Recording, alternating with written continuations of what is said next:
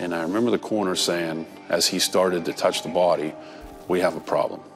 They told me that her and the baby were gone, and I remember collapsing in the yard. Child killer accused of a shocking crime at the age of 11. When a pregnant woman is found murdered in her home, no one would have thought that her 11-year-old stepson would be behind it. But then all the evidence started pointing to him. I have a shotgun blast to the back of the head. It's consistent with a 20-gauge shotgun shot, 20-gauge youth model in his room. It smells like it's recently fired. Investigators believed he did it because he was jealous of his unborn baby brother. But is that what really happened, or did the police commit a terrible mistake? Let's explore the case of Jordan Brown.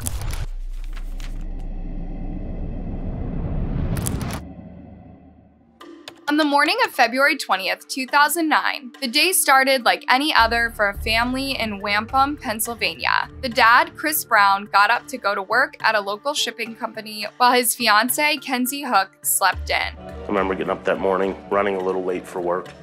She'd asked me to stay home that day, and I didn't, and that's something that's haunted me. The two had known each other since high school, though they started dating after reconnecting in 2008. At the time, they were both single parents with children from previous relationships. Chris had an 11-year-old son called Jordan, whom he absolutely adored, while Kenzie had two little girls, Janessa, who was 7, and Adeline, who was 4 years old. Kenzie's family described her as a fun and loving person who always wanted to be a mom. Kenzie was real feisty. She was funny.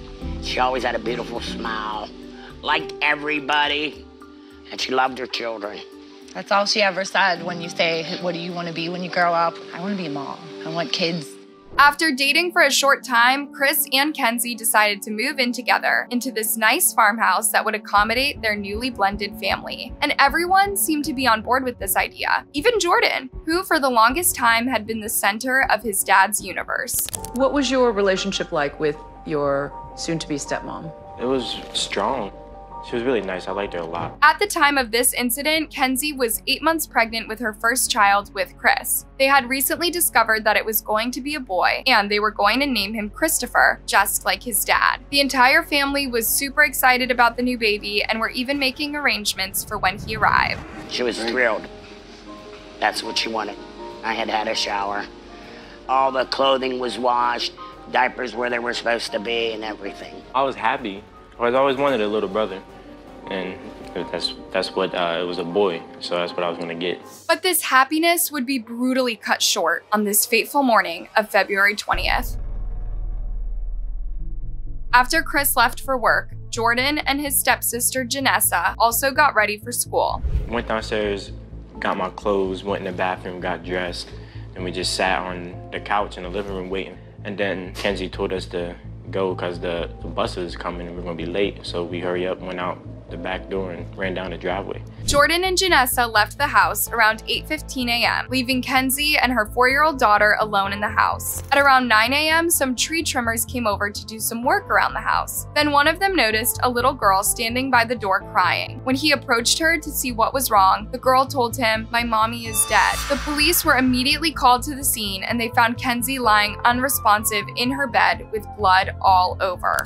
And as we arrived on the scene and did our initial assessment, Kenzie was in the bedroom. At that point, we assumed that somehow she had hemorrhaged. We didn't touch her, we didn't move her. At that point, we're trying to maintain the integrity of the scene. At first, they thought that she had a medical situation because of her pregnancy, but then they noticed something. The coroner was taking photos and I was standing right at the edge of the doorway. And I remember the coroner saying, as he started to touch the body, we have a problem. Kenzie had been shot in the back of the head, execution style, while sleeping. But who would do such a horrible thing to a pregnant woman, and why? Chris was still at work when the police called him with the devastating news. They told me that her and the baby were gone, and I remember collapsing in the yard. I lost it.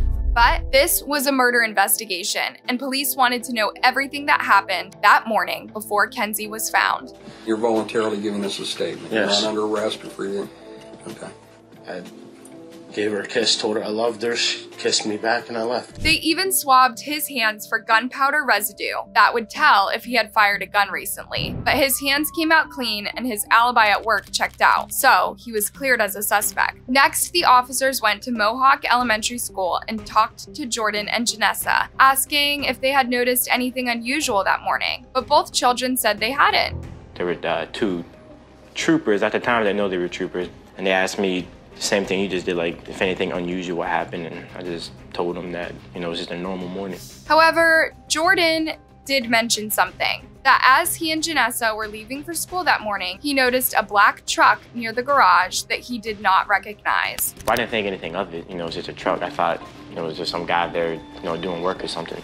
Chris didn't think much about that interview with the police and was just heartbroken that his stepmom and unborn brother were gone. That night, the family could not even sleep as they grieved their loss and tried to come to terms with what happened. Around 3:30 in the morning, they started to doze off when they were suddenly woken up by a loud pounding at the door. You know how I fell asleep? Jordan was laying in my arm, bawling, and that's how we fell asleep. And we were woke up shortly after. Police had come back to arrest 11-year-old Jordan for the murder of his stepmom and unborn baby brother. The entire community was in complete disbelief. How could such a young boy be capable of something so evil? Child killer accused of a shocking crime at the age of 11. Now, Jordan was known all around town. He was an all-American boy with a normal upbringing that consisted of birthday parties, outings, and sports. He was your average 11-year-old kid, all-American child. You know, played sports, baseball, football, had friends. I had friends always coming over. We used to always play, and like games, like video games. He was the starting quarterback for his school's football team, which his dad coached, and was performing fairly well in class. He did love turkey hunting, but so did most kids in that area. He and his dad would even shoot targets in the backyard of their house. Police said that one of the things that made them suspect Jordan was the interview that they had with him and his stepsister, Janessa. When we interview someone, you expect them to give their account, wait a little while, interview them again, and they should give the same account. And I don't know if that happened in this case. In the first interview, Jordan said that he had seen a black truck sitting by the garage and no one was inside. But in the second interview, investigators said that he described the truck differently and added that there was someone inside wearing a hat. Now all of a sudden someone was ducking down inside the truck and they had a hat on. Janessa also changed her statement when she was interviewed the second time. She said that before they left for school that morning, she saw Jordan moving his guns. She told me that when she was waiting downstairs for Jordan, she heard a big boom and she identified it as the sound of a gun. Interestingly, Jordan denies that he even touched his guns that morning. Do you remember doing anything with those guns that day? No. You never brought the guns downstairs? No, I never touched them. Could the little girl have made this up? Children have been known to lie at times for whatever reason, and Janessa had changed her statement before. So it's rather weird that the investigators decided to believe her, even after changing her statement, yet they didn't do the same thing for Jordan. During a search at the farmhouse, police found a collection of handguns and rifles, as well as rounds of ammunition. One of them was a 20-gauge shotgun that seemed to have been recently used. We had a youth model shotgun in the house.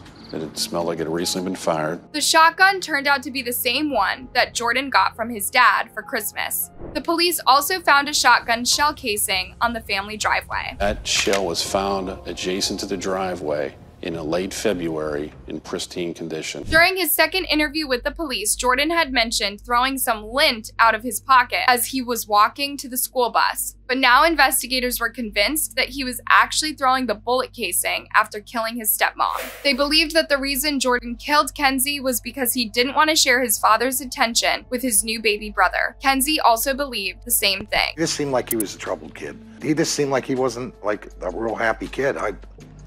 I don't get it.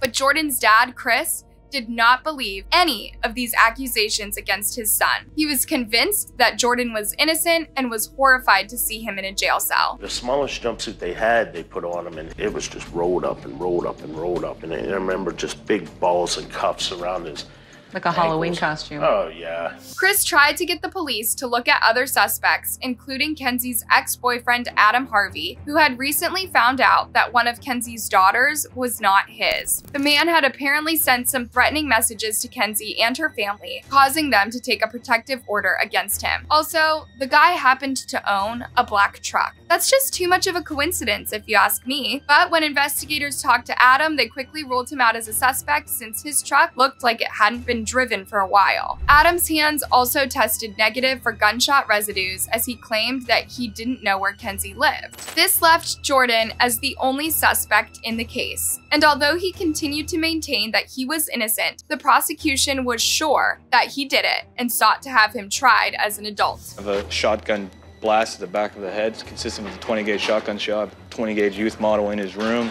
It smells like it's recently fired, and he's got gun residue on him. I think that's, at this point, is more than enough. The judge says 12-year-old Jordan Brown will be tried as an adult because the boy is not likely to be rehabilitated by the juvenile court system in the 9 years before he turns 21. If convicted of first-degree murder in an adult court, Jordan would have faced a mandatory life sentence without parole. And Kenzie's family supported this, saying that Jordan needed to take responsibility for his actions. If he admits the crime, and then, they're saying he could be possibly rehabilitated, but since he's not admitting to it, then this is why I think Judge Amato made his decision. However, Jordan's lawyer fought this ruling until the case was eventually transferred to a juvenile court. We maintain and believe in Jordan's innocence, and it seems kind of upside down that in order to negotiate or in order to be amenable to juvenile rehabilitation, someone has to admit to responsibility. What about the situations where someone is truly innocent and falsely accused? So, was Jordan the cold-blooded killer that everyone was portraying him to be? Or was he really innocent? Jordan was eventually tried in juvenile court at the age of 14. Despite his stepsister being the prosecution's main witness, she never testified and her statement was never used in court. Still, the judge felt there was enough evidence to prove that Jordan did kill his stepmom. So he was found guilty and ordered to stay in juvie until the age of 21. Meanwhile, his dad continued to support him, driving miles to visit him in juvie and working around the clock, trying to get him out. He's never lied to me about anything. I have no reason to believe that he's lying right now. Almost 4 years after his sentence, Jordan's case was appealed in Pennsylvania. His lawyers argued that the police were never able to prove that Jordan's shotgun was the actual murder weapon, and that the gunpowder residue on his clothes could have come from the jacket he had worn during a recent turkey shoot. Absolutely no evidence, direct or circumstantial, that indicating that Jordan Brown committed this crime. There's not a single piece of physical evidence. There was no DNA, there were no fingerprints. There was nothing. They dismissed the little girl's statement, saying that she had changed her story 7 times and could have lied about what she saw. She was interviewed 4 times against protocol on the day that her mother was found dead. And most specifically, none of them were recorded except for the 4th of those interviews, which occurred after midnight. As for the shotgun shell casing that the police had found on the driveway, the lawyers said that the property was on a farm where people were always shooting, so shotgun shells could be found all over the place. The lawyers also pointed out that no blood or tissue was found on the gun or Jordan's clothes that day. This time around, the court sided with Jordan, saying that the prosecution had failed to prove that he was guilty beyond a reasonable doubt. And so, in 2016, Jordan was released at the age of 18 after graduating from high school and being accepted into college. His conviction would also be overturned in July 2018. Here we are 9 years later. Half of his life he has spent in this system to get to our final day today. That to me is an issue. It's an issue. If anything positive should come of this, I would hope that it's maybe the higher ups take a look at this juvenile system and how broken it is. What do you think about this case? Do you believe that Jordan killed his stepmom? Let me know your thoughts in the comment section and be sure to give this video a thumbs up and subscribe for more.